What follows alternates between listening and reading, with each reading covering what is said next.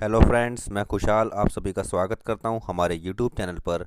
आज की हमारी डिक्टेशन है वॉल्यूम नंबर 14 से transcription number 298। Get ready, start. Mr. Deputy Chairman, I am obliged to the honorable members of this House who took part in the debate for the general support that they have extended to its provisions, except my honorable friend who took quite a different and naturally a surprising line. Now I shall deal with the various points that have been raised by my honorable friends.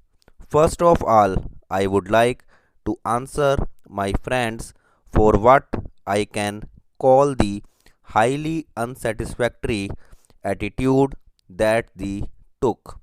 Now, sir, the attitude that he has taken may, in one word, be stated to the hands of the tribals. We are not prepared to accept this position because the tribal people are Indians and they are citizens of India, and therefore they are entitled to the same rights under a democratic constitution as others. I can understand his suggesting that whatever is the best in their culture ought to be preserved, and that is always the attitude. But subject to the adversibility of preserving their culture, I would submit to my honorable friend that it is always advisable, to the extent to which it is possible, to extend the principles of a democratic government to these areas as well. Therefore, sir, I would not accept his dictum at all. What is done in their interest by way of a progressive set up of democratic institutions is unwarrantedly dubbed by him as interference. That is not interference at all.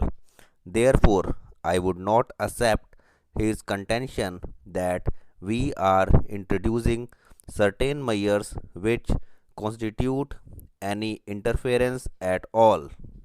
I would point out something to him as also to the other honorable members who have suggested that we might go the other way and we should go to the fullest extent so far as this democratic experiment is concerned.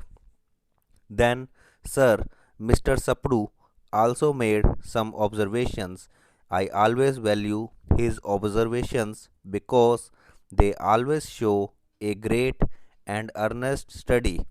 But sometimes, sir, there are certain elements that he brings in which make it difficult to follow him completely, because to a certain extent they are either academic or they are impracticable. Subject to this, I would always value his points and his observations because they arise out of a vast study of the problems with which that particular question is concerned. Now, sir, I might point out that sometimes it is difficult for those people who are long isolated. On account of this isolation, as I stated in my opening remarks, they are a people who have to be gradually told what is in their interest. They are more susceptible told that is in their interest. They are more susceptible to a feeding of suspicion and misgiving than the other sections.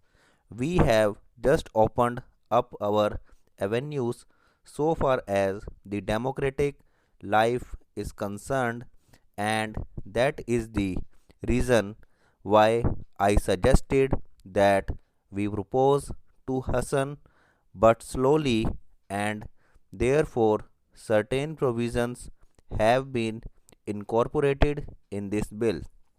Well, sir, in the light of the peculiar conditions that obtain there, we have to be a bit careful.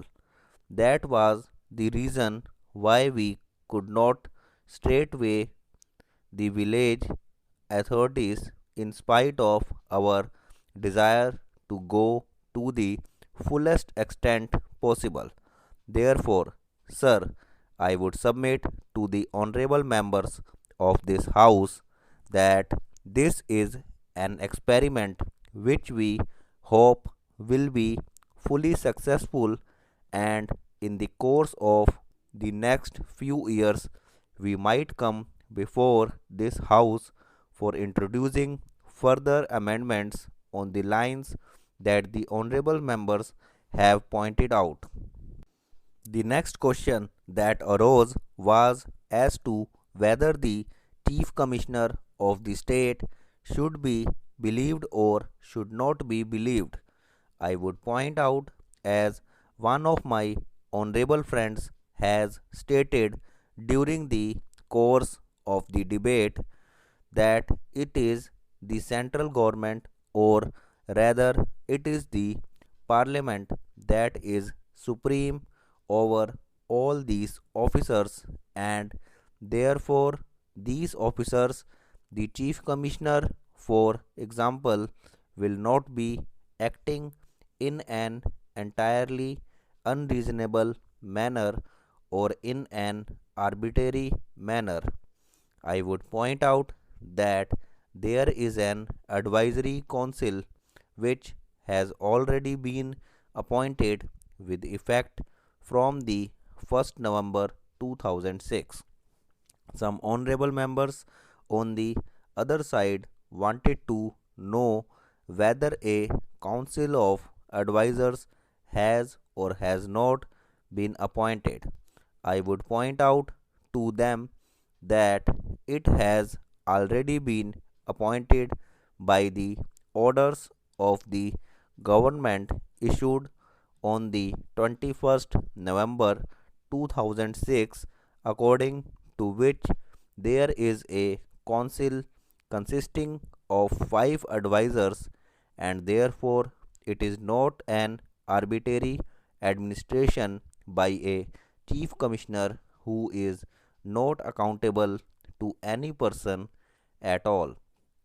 So, we have to approach the question of interference or otherwise so far as these officers are concerned from that particular point of view, viz., that ultimately whatever is done in Manipur is subject to the control and supervision of this honorable house, and therefore I request that no misgivings should be entertained so far as exercise of these powers by the chief commissioner or the deputy commissioner is concerned. Thanks for watching this video.